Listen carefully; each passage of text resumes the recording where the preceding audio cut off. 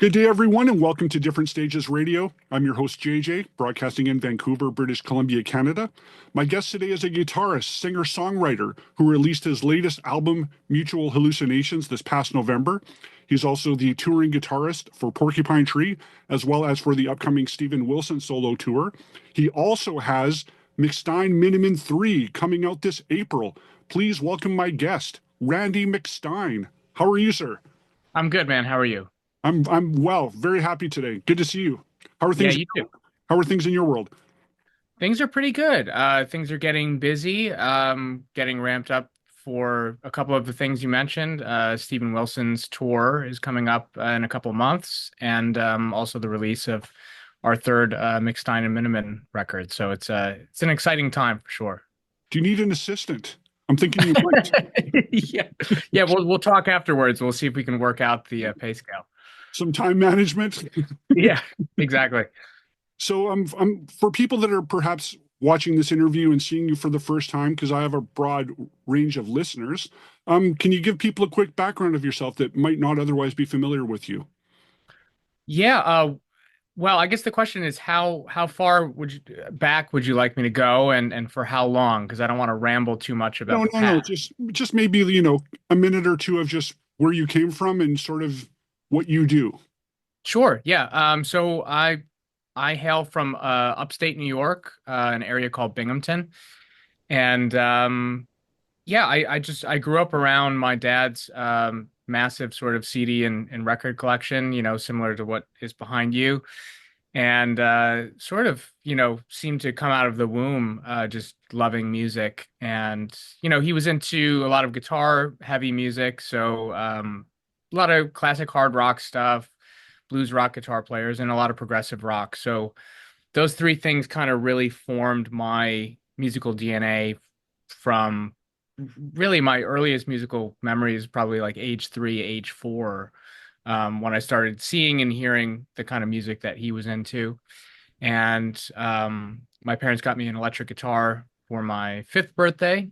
And I kind of fiddled around with it for a while and really started taking it seriously about a year later and taking some lessons. And within a few years, began, building a musical vocabulary to which I was starting to go around town, sitting in with local bands and playing blues tunes and that kind of stuff, and made a name for myself in the Binghamton, New York area, as a quote unquote guitar prodigy heading into my teens. And at the time I didn't sing. I was playing in cover bands, covering, kind of the stuff that we're talking about, classic hard rock, Deep Purple and Santana and Hendrix and you name it. Um, and started writing instrumental music, kind of in that Satriani, Jeff Beck vein. And then I started singing midway through my teens, and that kind of shifted my musical focus to really the journey I've been on since my early 20s, which is this kind of amalgamation of influences of progressive rock and kind of pop songwriting and singer-songwriter stuff and a whole bunch of things that I've explored since. But I started this solo project called Lo-Fi Resistance in my early 20s, and that's when I started meeting people like Nick DiVirgilio from Big Big Train. Then he was in Spock's Beard, and Gavin Harrison I met through that project. And that kind of ushered in my professional career, if you will, in starting to get noticed, particularly in the progressive rock circles. And through my own work, and meeting musicians who would work on my stuff, they would bring me into their respective projects, and just kind of, year by year, project by project, really started to feel a part of the community, both among fans of the music, but the musicians who were making it, and kind of just found myself, um, you know, getting deeper and deeper into the sort of inner circles, if you will. And that led to getting asked to play with Porcupine Tree in 2022 as a a major breakthrough for me. And continuing this work with Steven now, with his new record, The Overview, and the tour that's about to happen. So I hope that was a somewhat concise That was version awesome. there. No, that was Yeah, brilliant. yeah, But I want to really get people familiarized with Mutual Hallucinations, which is yeah. only out for a couple months. I'm still trying to process it. A lot of really cool moods, space, dynamics. Your Thank you. vocals are brilliant. Like your singing is just like kind of ripping your gut apart at times, but in a good way. Um, Good. Thank you. yeah, you're welcome. Can you fill in people about what your thought process was and what inspired you to put that album together? Yeah, it was that one was really a journey for me as well. I would put the starting point in early 2020. At the end of 2019, I had done my first solo tour, opening for a band called the Pineapple Thief. And, I learned a lot about myself kind of going out on stage with an acoustic guitar and some pedals and just trying to sing my heart out as somebody who, in many ways, never really fully accepted myself as a singer because, like I was saying, the vocal thing kind of came years after I started playing guitar. So I always felt like it was an add-on or that I was sort of playing catch up in a way, and that I wasn't a sort of natural born singer. Some people just have that thing. Mhm. And I was always very shy and a little bit more guarded about it. So I never really felt like I was, one of those guys. And doing that tour kind of really opened me up. It made me a lot more vulnerable, and it made me realize, you know, the power that I had access to that I just didn't quite recognize until I started physically doing it. And so that changed a lot of things for me in terms of how I wanted to start being a little bit more vocal forward, if you will. But then based on other records that I had made in the past, I wanted to find some new spaces to sort of explore, as far as textures go and the approach to the songwriting, and getting away from maybe certain tendencies in a lot of the more modern progressive style to use, more metal kind of guitar sounds and stuff like that. It's not that I don't love that, but I didn't want to really go there with this record. I wanted to find this space with a lot of kind of acoustic instrumentation to sort of keep it grounded, but then at the same time have this whole kind of ethereal space on top. And I was really searching for this point in the middle where they meet, which I've referred to as like, you know, the being in the ground and in the sky. There's this kind of meeting point in a lot of the songs, that I just kind of fell in love with trying to find that place. And we're talking about this right there. Yes. Yes, Oh, you got a signed copy. Great. Yeah. from you. Yes, I can Yes. see that. Yeah, I've time stamped it. Yeah. At the last Thief show there in December. Excellent. But yeah, so you were leading toward mentioning back that process started in 2020, correct? Yeah, yeah. So During the Pineapple Thief tour, which also led into that. that's correct. Which Yeah. is pretty funny because live in Vancouver, that's where this show originates from. So there's, an extended connection there. Yeah, Yeah. exactly.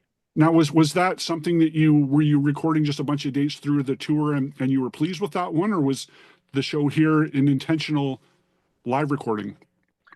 On, I had brought a Zoom recorder out to capture some shows, but I didn't start using it until like the last week, when I felt like things were really refined. And no, I basically listened through what I had. I think I recorded like the last five shows, and Vancouver to me had the best balance of uh you know the audio capture, because it's just a board feed, it's a two track, so there's no real mixing that can be done with it. You can master it, but you can't change any of the levels.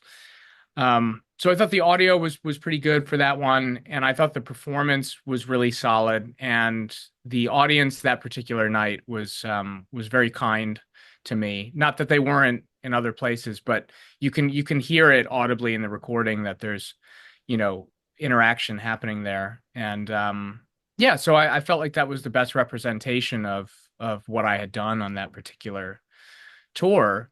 And, you know, the song that I would open with was a song called Send Your Light.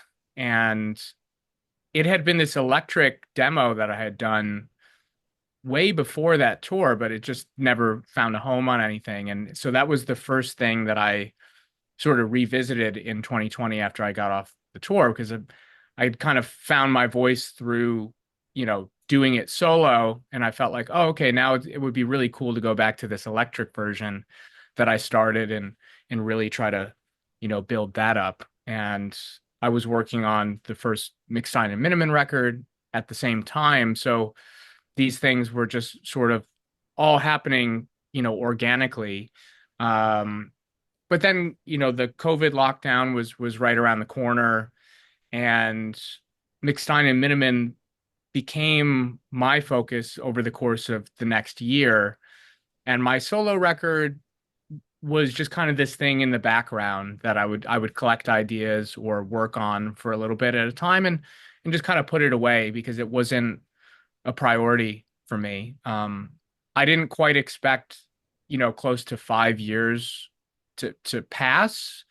I certainly didn't intend for it to take so long, but at the same time, you know, other things were happening in life, such as Porcupine Tree, which indirectly and directly influenced how I finished the record. I mean, major ones would be like the fact that getting to know Steven Wilson allowed for an opportunity to have him, you know, basically mix over half of the record.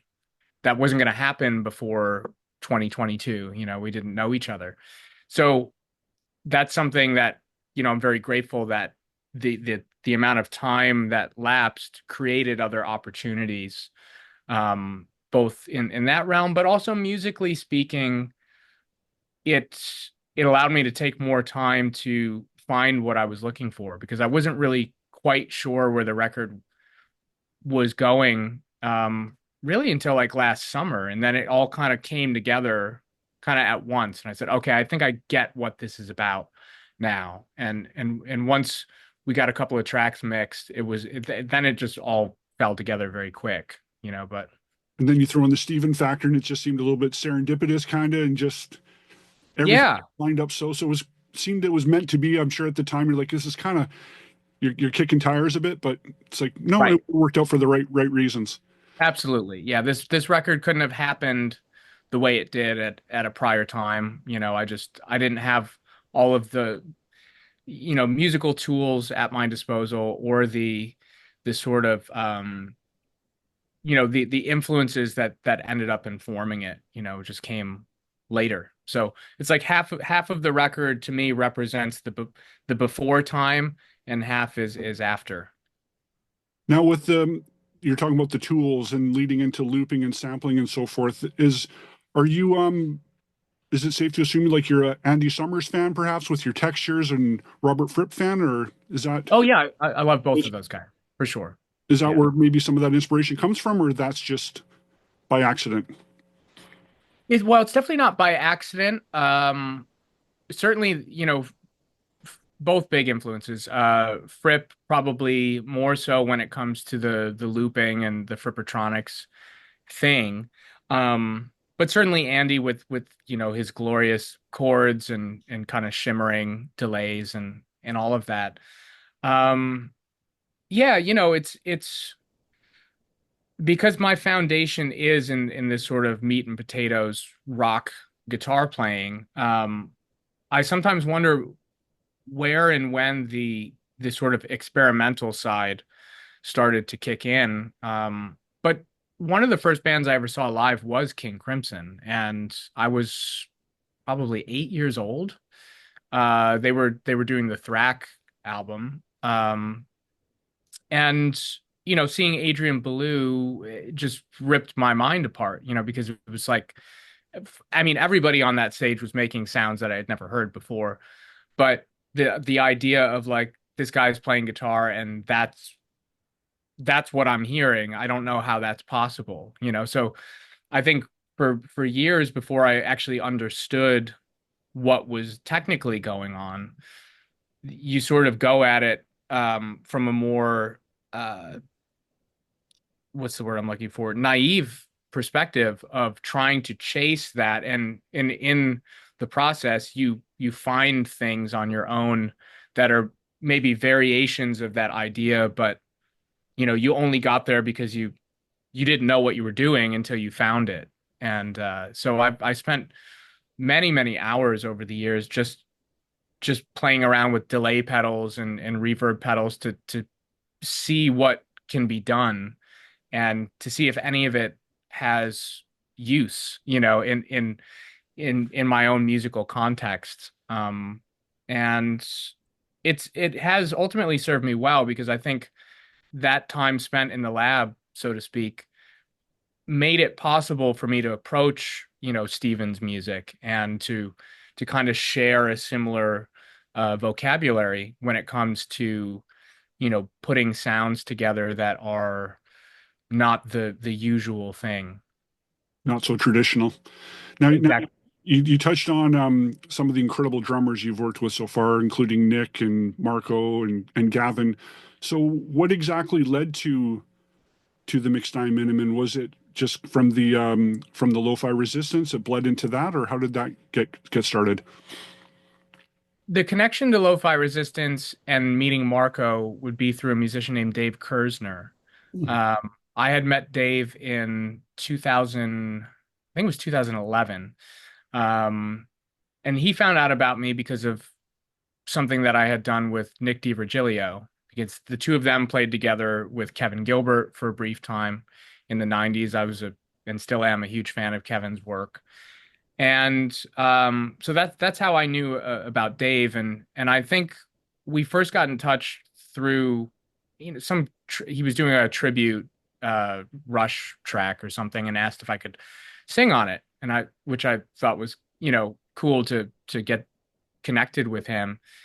And then we started sharing music back and forth, and at that time he was working on the Sound of Contact debut album, Hmm. and I had done the first Lo-Fi Resistance and had these demos in progress for the second album called Chalk Lines. And he was really interested in you know, working on that album. So that's that started my relationship with Dave. And then fast forward to 2018, he was doing a project called In Continuum, which was sort of a continuation really of the Sound of Contact kind of vibe. And he had Marco on that record, and he had me on quite a bit of it. And he booked a couple of live dates and got us both to play in the live band. So we Marco and I met in person in October of 2018, playing this In Continuum music and just hanging out for a few days. We just really hit it off. You know, musically, of course, but also just on a personal level, he's just a really fun guy to be around and to just talk about anything, really. But we were talking about like music that was like far outside of the sort of prog and fusion world that you would expect us to be talking about. You know, like I remember this light bulb moment was like a mutual love for a record by Public Image Limited called The Flowers of Romance, which is like a very tough record to listen to. It's, you know, it's really out there. And we just both kind of looked at each other and it was like, okay, you know, we're speaking a common language here. So and other things too, you know, Gary Newman, Two Way Army and XTC. Like there was just a lot of things that he was into that I wouldn't have expected based on what he's known for doing. And you can't And fake that stuff. yeah. So I think once that was established and we knew that we liked how we played together, the idea of a collaborative project became something that wasn't so much of a stretch to consider. Um, but you know, if we hadn't met then, I don't know that we would have gone down this road at all because as much as I had been a fan of Marco's work and had seen him play live multiple times. I don't think we were on each other's radar as players necessarily, you know, to work with. So yeah, so it was Dave that kind of became the conduit to us meeting, and then we took it further from there. And we got two albums here so far. And we got the third one coming out April 4th, correct? April 4th, yes. We got two here. Yeah. People looking for those. Quality material. Very stellar stuff. Now, the first single or the first track that's out there, Survive, Yes. solid song. What can you tell us about that for those who haven't heard it yet? Yeah, so that's one of the songs that I wrote for the record. I like that one a lot. It's I think it condenses a lot of the kind of rock elements that I like to sort of play with in the context of our duo. It's got this really muscular, heavy riff, but it's got this very strong melodic side.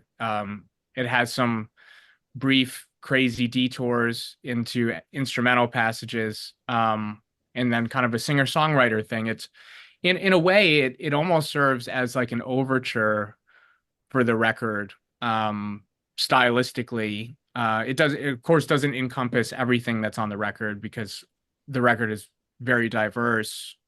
But it at least gives you a taste of, especially if you've never heard us before, you're going to get Marco's just kind of absolute pounding rhythms. You're going to get these guitar textures. You'll get a sense of my voice and the kind of, drop of the hat left turns that we like to make, all in a pretty concise package. As somebody who has our first two records, that as far as song lengths go, at least in the progressive rock world, it's a pretty unconventional thing that most of the songs are like 2.5 to 4 minutes. There is no epic to speak of on our records. I think the longest song of the first two records is like 5 minutes or something. So our approach has mostly been to kind of really pack a lot of ideas into kind of shorter, punchier compositions. And this record actually has some more stretched out moments, where we've kind of let that go a little bit more. So Now, when you're putting these albums together, do you have a chance to do them together, or are they kind of done remotely?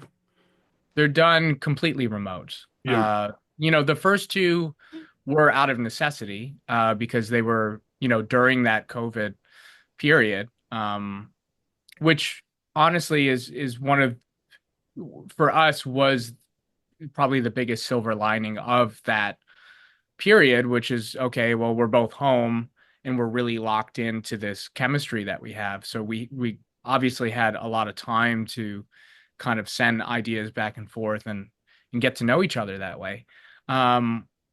This third record is partially rooted in that time as well, just because it was such a fruitful, creative period. And then there was this kind of pause for a while, and then we picked it back up also last year. Got some new songs to kind of figure out how we wanted to fill out the rest of the record and finish it off. I wonder to myself,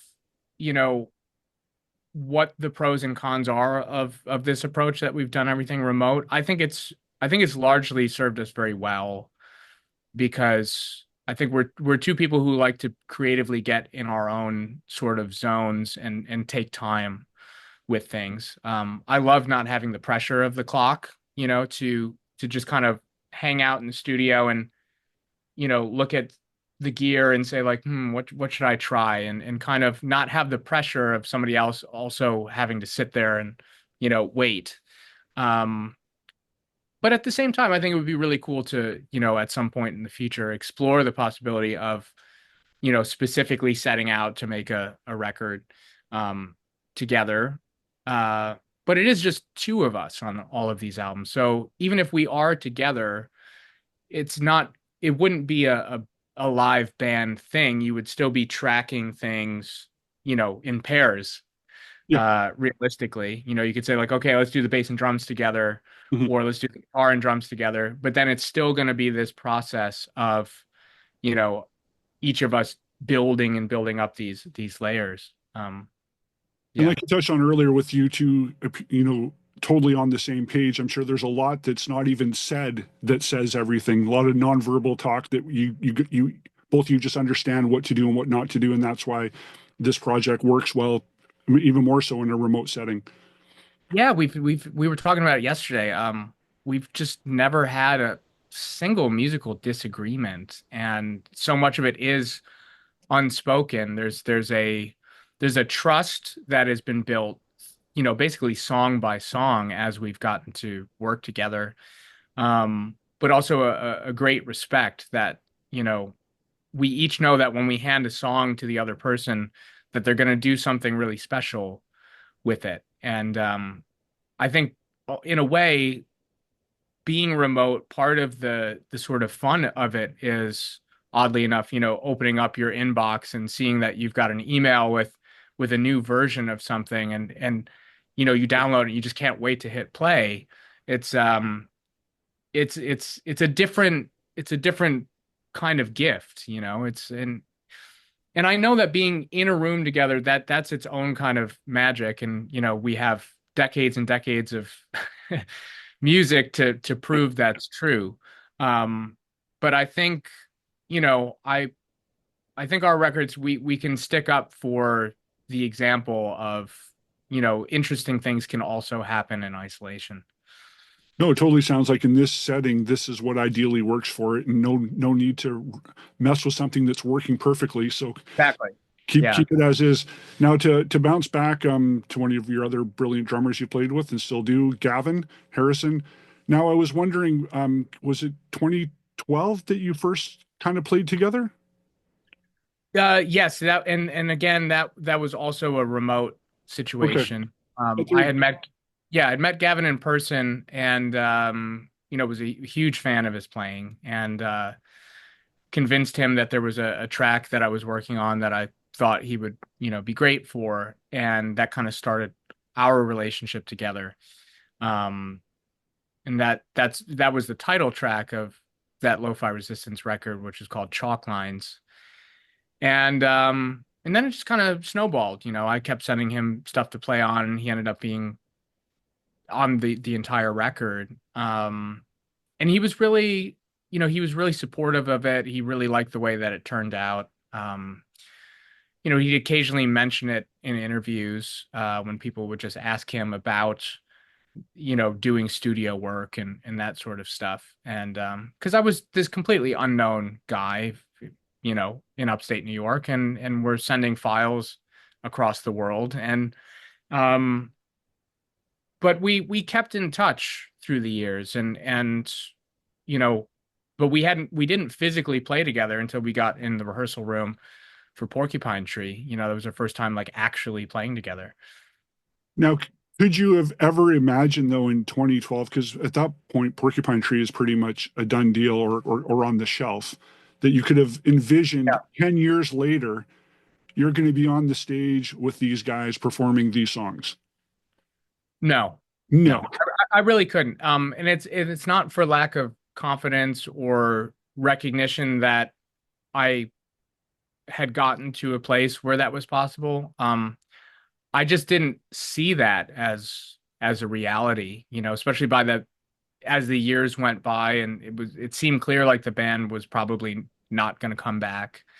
Um, the irony is that somewhere along the way, I did start to think to myself that I could be a suitable candidate for Steven Wilson's solo band. I had gotten to know basically everybody in his band, with the exception of him, over, you know, a few years. I'd worked with Craig Blundell. Um, Nick Beggs is a friend. I'd worked with Adam Holzman.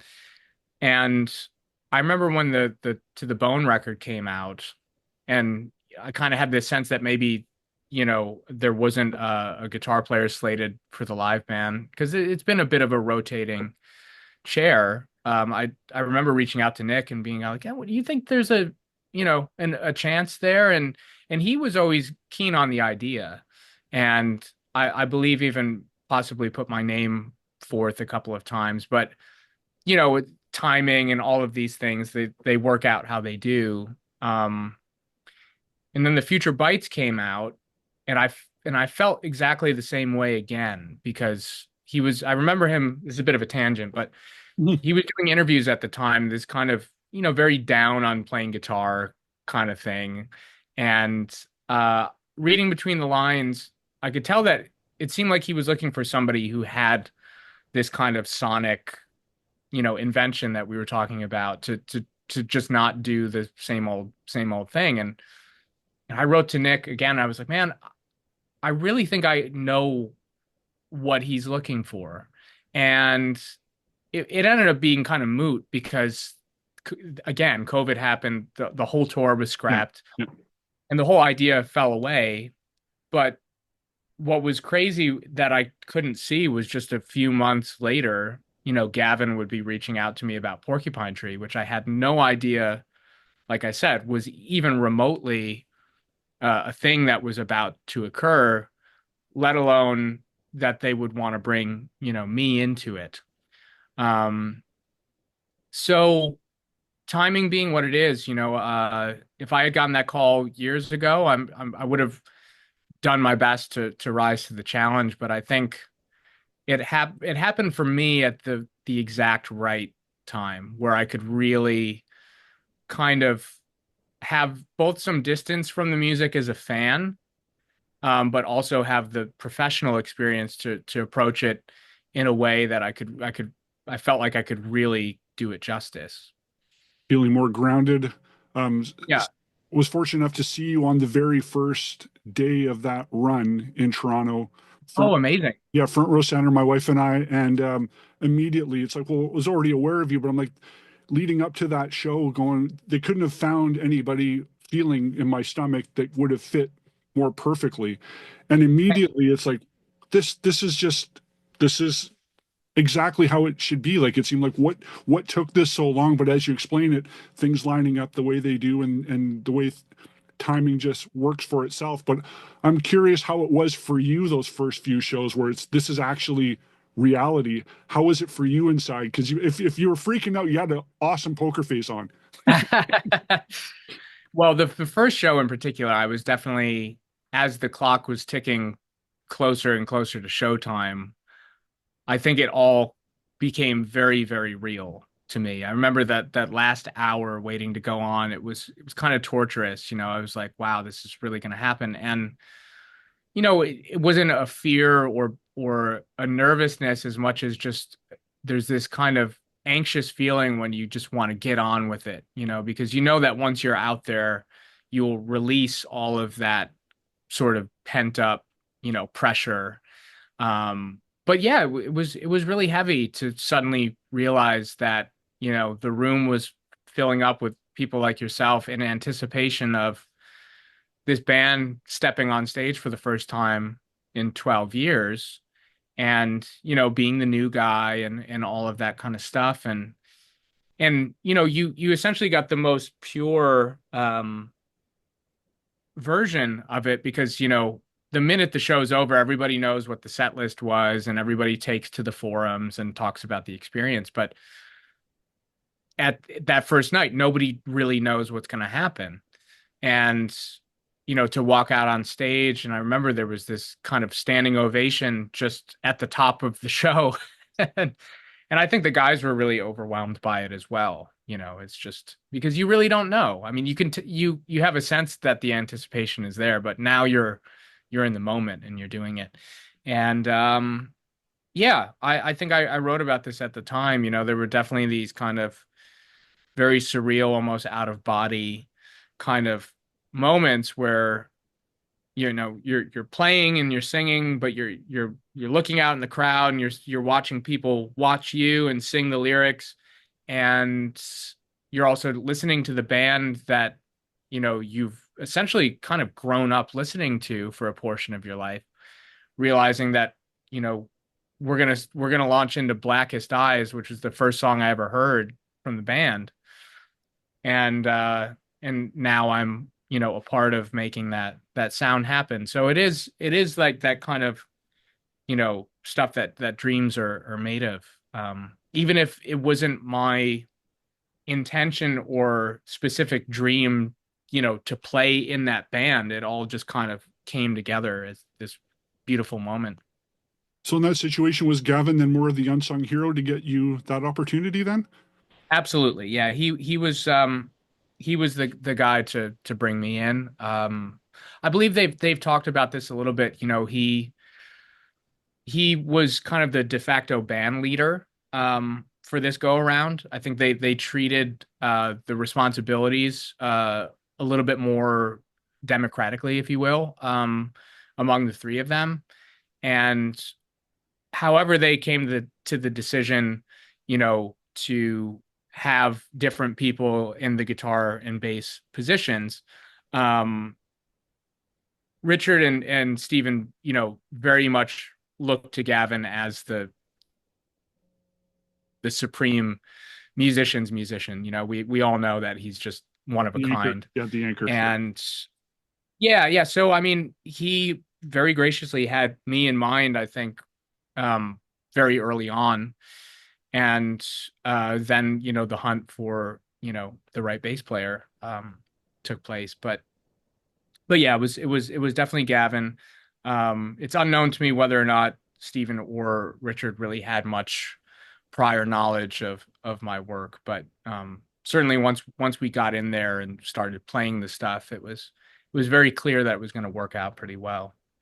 Certain amount of trust factor. So you obviously made a horrible impression and played terribly to get the upcoming solo tour with Steven. You just terrible. Yeah, Um, yeah, have you started any early rehearsals on that, or what's going on with that? Because you got UK starting in May, yeah, um, USA and Canada starting in September. Then there's Mexico and South America in October. yeah. So right now it's just personal prep at home. The band won't assemble until basically a couple weeks before the tour starts. But yeah, it's you know, as with Porcupine Tree, from my perspective, it's a heavy lift in terms of uh, you know, there's learning the parts physically. Um, a ton of time goes into programming the right, you know, the sounds, um, which is a lot of fun, but it is, you know, of course, time consuming to kind of listen to what's there, figure out how to approach it, you know, especially when there's only two of us playing guitar. You've got to find a way to pick through all of those various layers and come up with the, you know, what your part is going to be. Um, and then, you know, something that I think will be new to Steven's solo band is having another vocalist in the band. So, you know, it's usually just him and Nick Beggs, and now that the vocal chemistry between Steven and I is very much road tested and proven, um, you know, that will be yet another thing that I get to bring to the table, but, you know, another layer of responsibility. So it goes beyond just learning the notes. It's now the choreography of playing, singing, changing patches, sometimes all of that happening at once. So that's kind of my personal journey from now until we get together in a couple of months. We're back to you needing an assistant. Yeah, exactly. Push that button now. Yeah. Um, so did you have a chance to contribute anything to the overview, or is that just Stephen on that? Well, yeah, so that's the thing. Like the actual, I've yeah. yeah, I've contributed a lot to the record, Okay, great. which I think is what has essentially, I can't say this for a fact because I've never, you know, point blank asked Steven, but from my perspective, what happened was, you know, at the end of 2023, you know, we did another Porcupine Tree run in the summer. that year. And then December, we had stayed in touch, all through the year after the tour was over. And he had this Christmas song that he was working on, which fans of his will have heard about. It was this kind of challenge to use AI, very controversial, use AI to generate Christmas lyrics in the style of Steven Wilson, to which he then wrote a song around this set of lyrics. And I thought the song was really beautiful. He asked me to play a guitar solo on it and sing some harmonies with him. So that track was just the two of us. And even though we had sung live together, of course, many times with Porcupine Tree, that was the first time he sat with my voice on record, and I did these stacks and stacks of vocal harmonies. And it was a very early comment of like, our voices really pair well together. There's like this really nice complementary sound that happens when our two voices are working together. Texturally, it all just kind of meshes very well. And not too long after that, he sent me a few minutes of new music for the title track, the overview. And, he knew that he wanted a guitar solo in a particular spot or whatever. But he said, yeah, here's this, do whatever you see fit with it. And I just kind of, you know, spent some time putting my own sort of producer cap on and saying what would I contribute to this? And it's not just about being a guitar player. It's like, you know, as you know, I make records. I have all of this experience doing my own thing. Let me see what I can kind of pull out of the hat here, because I felt it was really an opportunity to also have him get to know me deeper on a musical level beyond just replicating pre-existing things, because now this is like kind of a blank canvas. And I started picking up the bass, and I go over to the keyboards and add textures and twiddle knobs, like what I was talking about earlier, like all of that time tinkering with things uh really came in handy at this moment. And then of course, did the guitar solo, but also sang a bunch of stuff. And I just kind of sent him this avalanche of tracks. I said, here you go. And I think that was truly the start of, okay, there's a lot more here to this guy. And from that moment on, I was pretty locked in with him for about a month straight of his record, so I was really there from like kind of like the early seed of the demos, when it was still just all, drum machines and just half, finished sections, to him now constantly sending me updated versions to keep playing around with. So it was really this really cool back and forth. And, much to my surprise, a lot of the ideas that I put forth ended up kind of making the final cut. I would say about 80% of what I was putting in there. And I think it's through that process of putting sort of my little stamps on the record,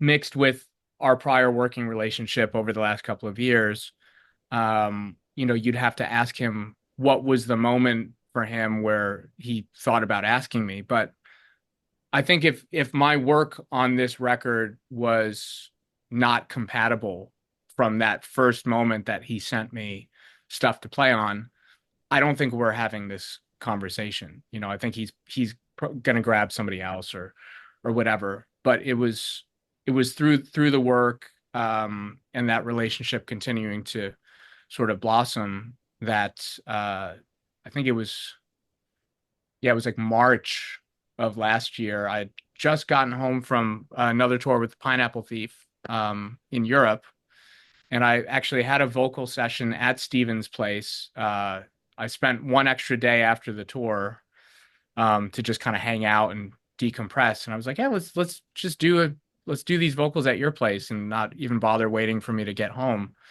And it was a few days after that, he's like, hey, what do you think about this? And I said, yeah, let's do it.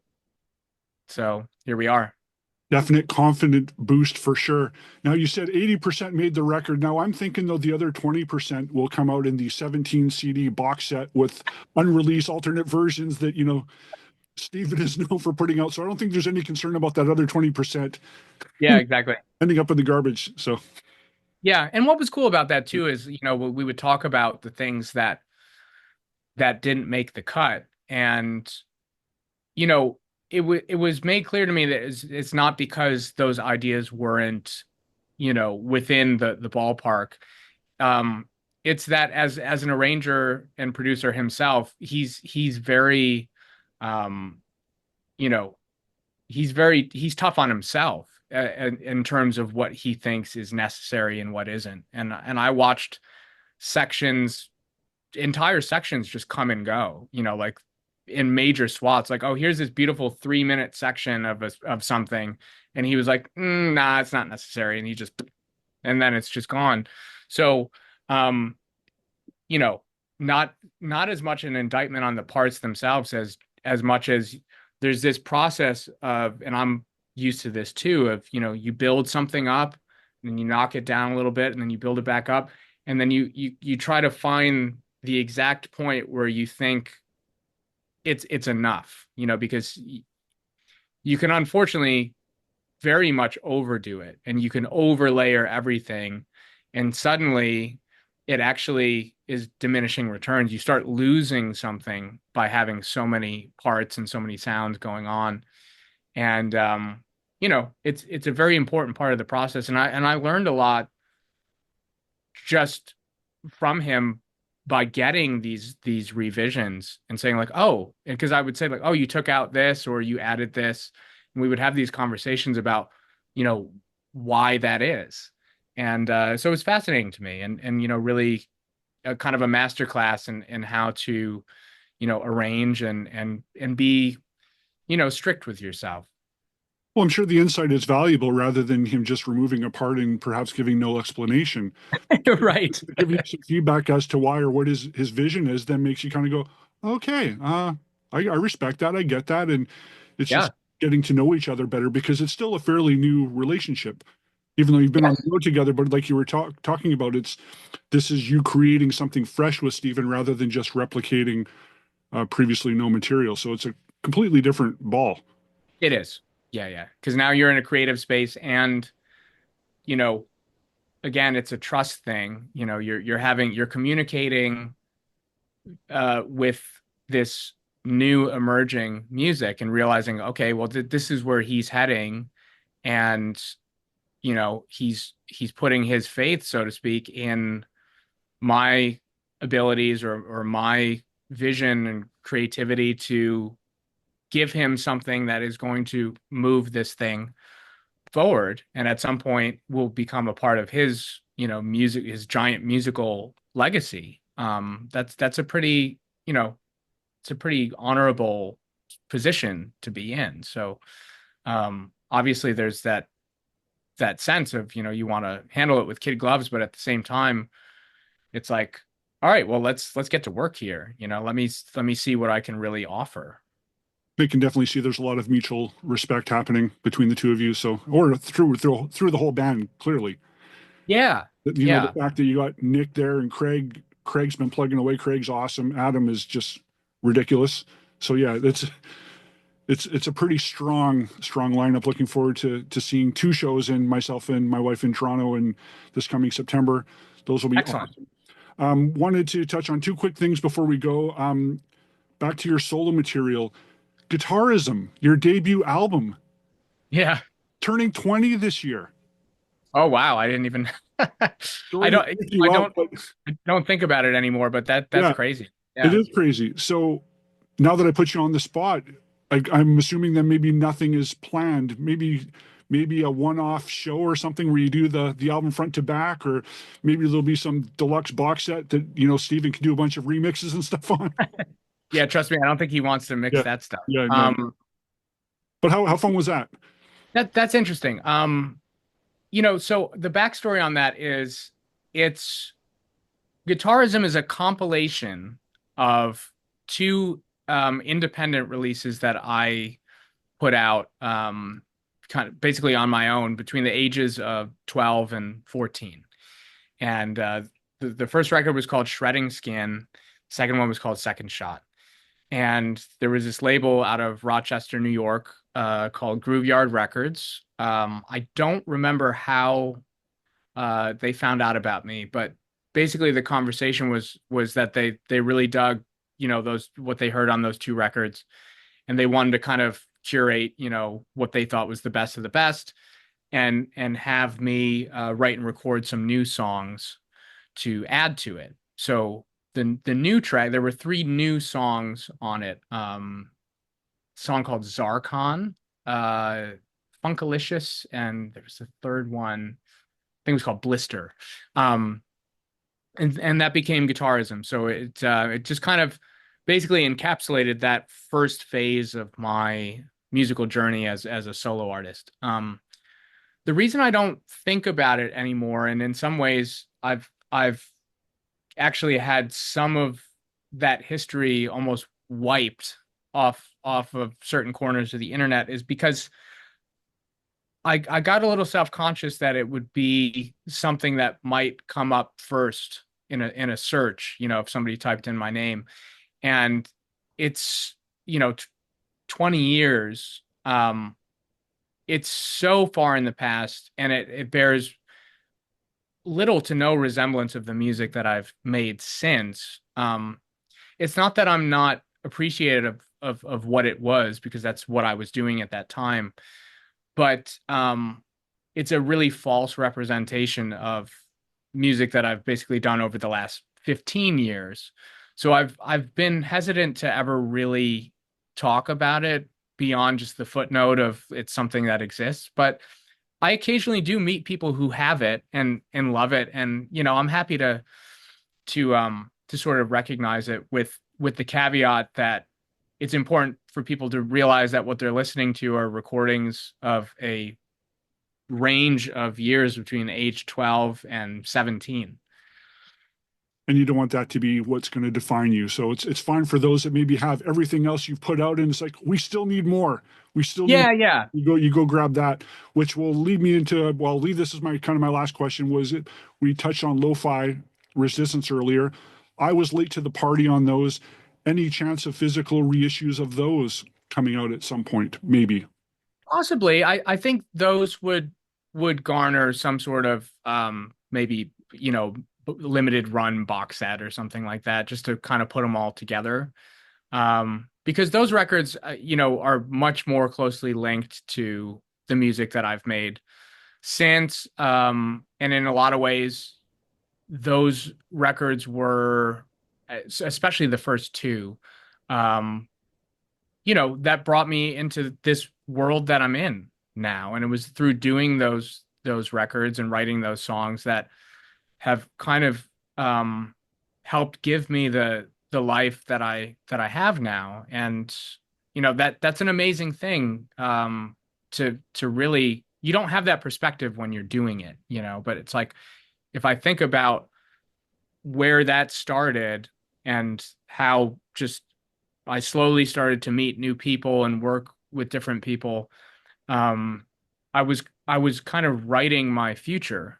And so I'm very proud of it from that perspective. I'm always going to go back to things and think like, oh, I could have sung that better or whatever, but that's natural. I'll be saying that about something from this year 10 years from now if I'm lucky. But Go on. oh yeah, but yeah, I think for the people who know those records, they still really dig those albums, and it would be cool to have more people know about them for sure. Well, once again, everybody should know about this Mutual Hallucinations, which is available now, as well as the upcoming McStine Minnemann III, April 4th, which is up for pre-order on Bandcamp. Is that the Yes. best place for people to purchase your solo albums and McStine Minnemann product? Yeah, yeah, pretty much all of my work is on there in one form or another. Even the lo-fi resistance stuff is all there in digital form. So if anybody's just curious to hear those records, it is available at Bandcamp, and that's randymcstine.bandcamp.com. So Randy McStine, Mutual Hallucinations available now. McStine Minnemann III, April 4th. You will also be appearing on Stephen Wilson's The Overview album coming very soon. You will also be on the Stephen Wilson solo tour that starts in North America in September and running down through South America in October. But there's also the UK dates that start in May. Yep. Think we touched on everything. I appreciate you so much for your time today. Randy McStine, go pick up a copy of Mutual Hallucinations now. Hey, thanks so much, man. It's been great to talk to you, and I really appreciate your research as well. I could tell that you did your homework, and I appreciate it. That means a lot. Thank you so much.